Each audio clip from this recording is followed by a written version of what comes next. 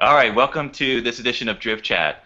I'm Tommy from Tommy Motive Films. We're here with Lauren Hailston from Lauren in HD, Julius Mayo Jr. from DriftVision.com, and our special guest today is professional drifter Danny George. How's it going, Danny? Sweet. What up, What's up, Danny? guys? Hey, Danny. What's up, All right, we'll Lauren? get right into Everybody? the questions. Danny, tell us about your campaign. Who's Danny George and the Hooligan campaign that you're doing? That was kind of started last year. We've been looking for sponsors basically since we got into this, and it's always been something to, you got to chase down that money and you got to market yourself. So it was just one of those things.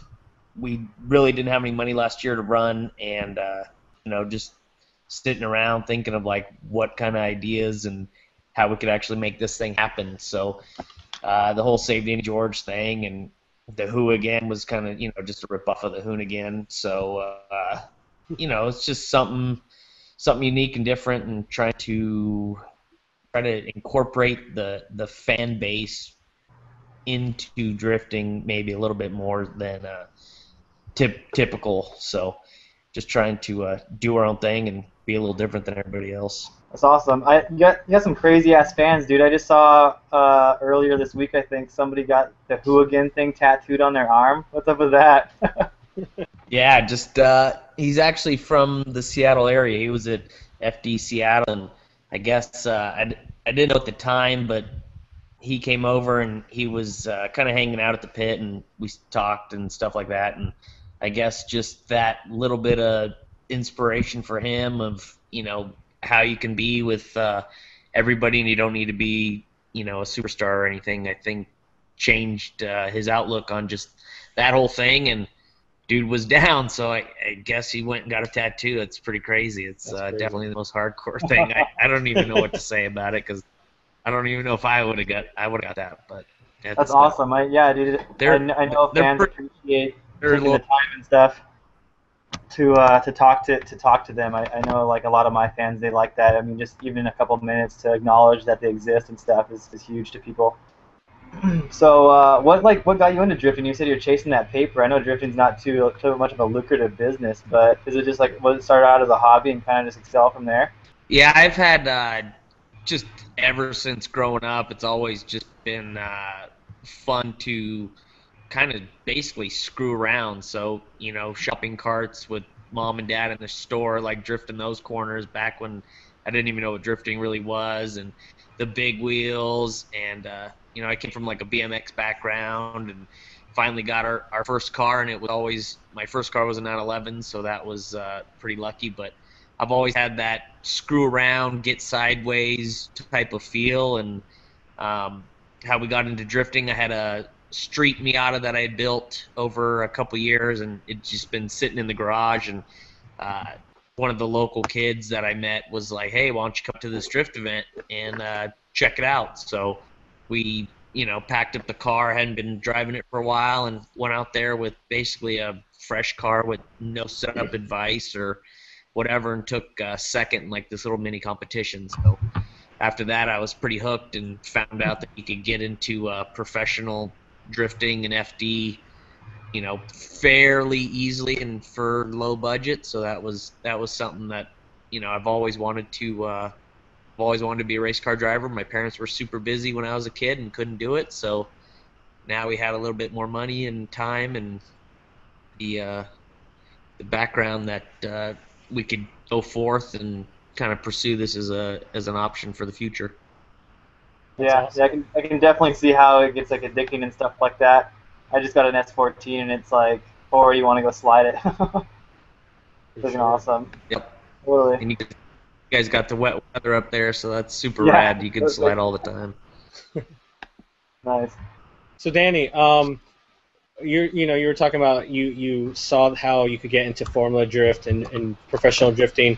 Which pro drivers inspired you to drift or even get into competitive drifting? Do you have any favorites that were out there? I mean, it could be from you know old school to even newer drifters, or who inspired you?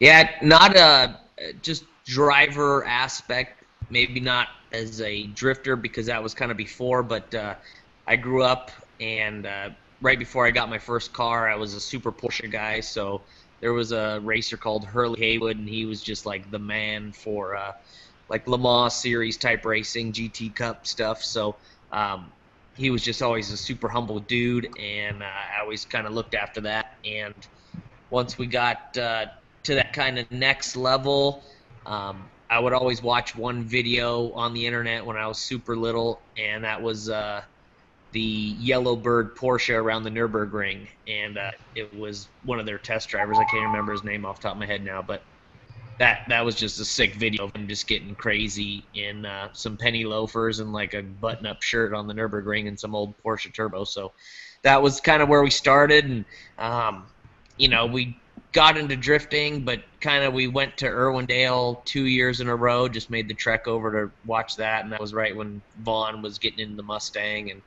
um, kind of that aspect. So I've never been like super keen on just drift drivers per se, but you know, since starting, I would say some dudes like Pollock, Essa, that kind of really like quickly stand out to me that are stand-up dudes, and I like kind of their driving style. Conrad Grunwald, Tanner Faust, but most of the background of who my drivers are outside of drifting.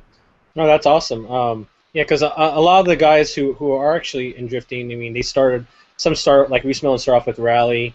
A lot of the drivers, don't, didn't start out as drifting per se, but that's great that you have a different background and it's not so much into drifting. I mean, you love driving as a sport itself. It could be drifting or whatever type of racing. That's pretty cool.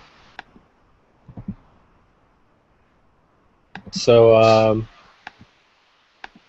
All right, Danny, I got a question for you. Tell us about last year. It was your rookie season, and what did you learn from that season? What changes did you make to the car, and what did you incorporate for this year?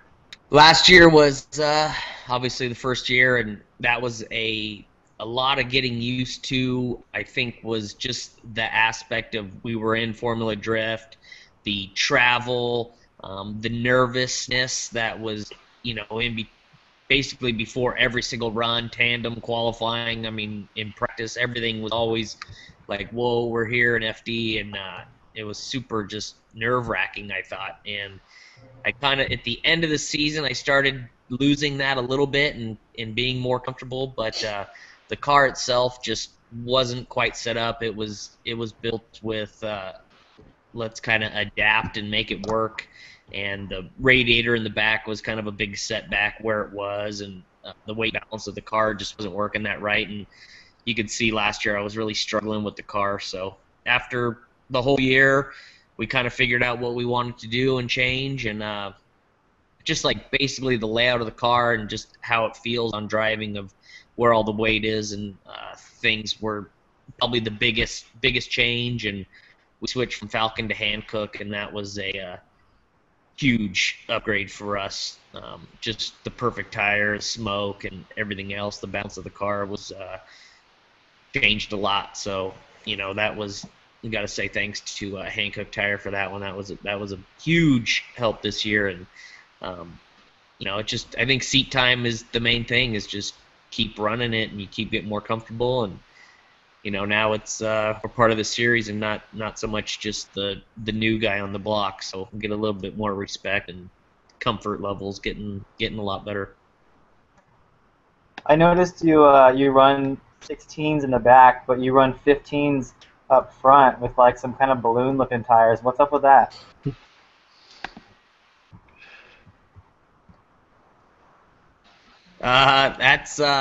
That was again one of those changes. We just we're at the limit of a 15 and a 16-inch tire right now. No one makes anything bigger, so that's kind of the deal with the rears. The front, we noticed last year, I think a lot of the spins and stuff we didn't quite have the angle, and the angle we did have was on a bigger, stickier tire, so at angle it would kind of scrub a lot harder and cause the rear to keep going. So I went to a more like performance tire versus like the race RS3 that the Hankook offers, and just helped a lot with just the front end being able to float past clips instead of kind of like biting in and causing the car to rotate kind of funky. So I think altogether just everything has helped its own little piece here and there, and altogether now it works really well.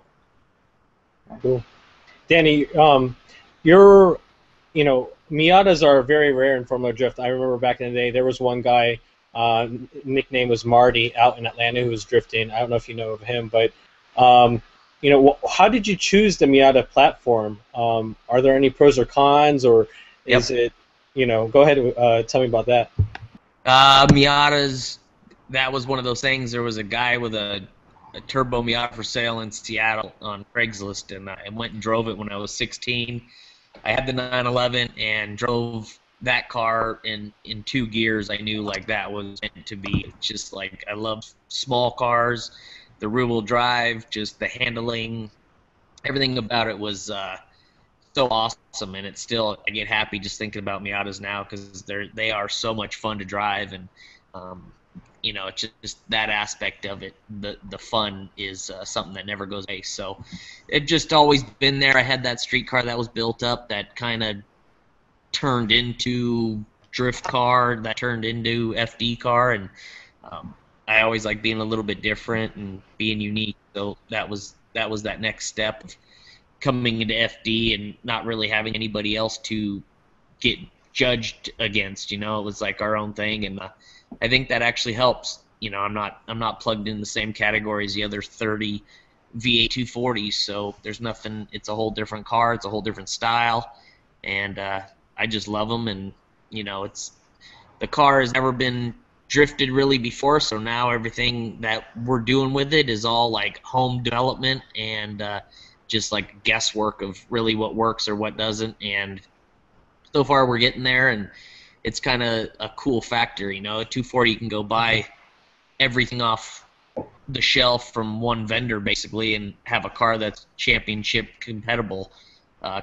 So this is a whole different ball game, something never been done, and we're trying to just pave the road for all the Miata dudes that want to start drifting and are coming up behind us. So make it a little bit easier for them, and hopefully we can capitalize on making some of those parts and make a little bit of money and getting through the season a little easier with that. So it's just soon as somebody comes up with all the money and you don't have to worry about anything anymore and you can drive our car, then maybe I'll switch. But I'm thinking Miata for life, and I think that's just probably how it's going to end up going. So we'll keep. Do you want to see more Miatas out on the track out there with you? Not really. I like kind of being the only one, honestly. It's pretty cool. I know we're probably a couple years out. Anybody, I have a little bit of ego. I'm a narcissist a little bit, so I don't want anybody coming up stealing the limelight with the same car or whatever. But I think they'd have some shoes to fill, and that. Yeah. We'll keep. I can make parts for everybody. They're not going to be quite as good as what we have on our car, but we'll keep a couple of little secrets, give us some benefit in the long run. Nice. Well, I know that you've got a couple of things planned for next year, but is there anything that you want to talk about and let in for the fans on what are your plans for next year? You guys going to do something crazy? I know you might be bringing on another driver. What kind of stuff are you guys going to be doing next year? I know you have a huge fan base. What are you going to do to expand that, man?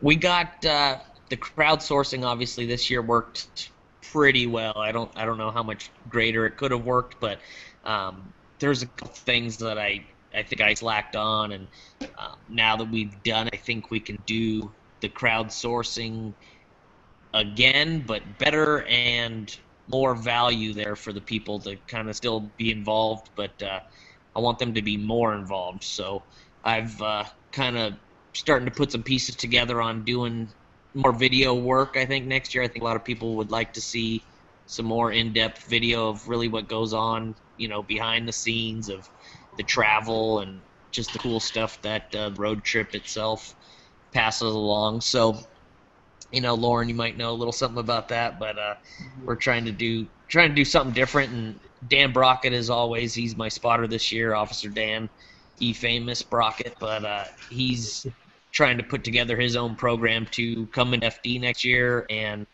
we're kind of on the verge of, we really want to be Team Orange and do it in the U.S. and do a 2-car team with both of us, I think, fan base wise, and just what we could bring to a fun level would be hard to surpass. So, that's where we're at now, is kind of putting those pieces together, and that's the ideal situation, is to be able to do 2 cars, split some money, and not have to pay everything out of pocket so much everywhere. So, just do that. We got a couple dudes with a decent amount of money, sounds like, next year. So hopefully that'll relieve some of the necessity of having the crowdfunding and the support from everybody. So we're going to try to get as much as we can and use the people to build up the program further, not just use their money to go racing. So we're going to try to put a full package together, make sure everybody is getting their dollars worth, and I think so far everybody's probably pretty happy this year. So if we can triple that next year with these ideas, then they should be super stoked, and it'll be a little bit deeper and get more for the money. So we'll keep plugging away.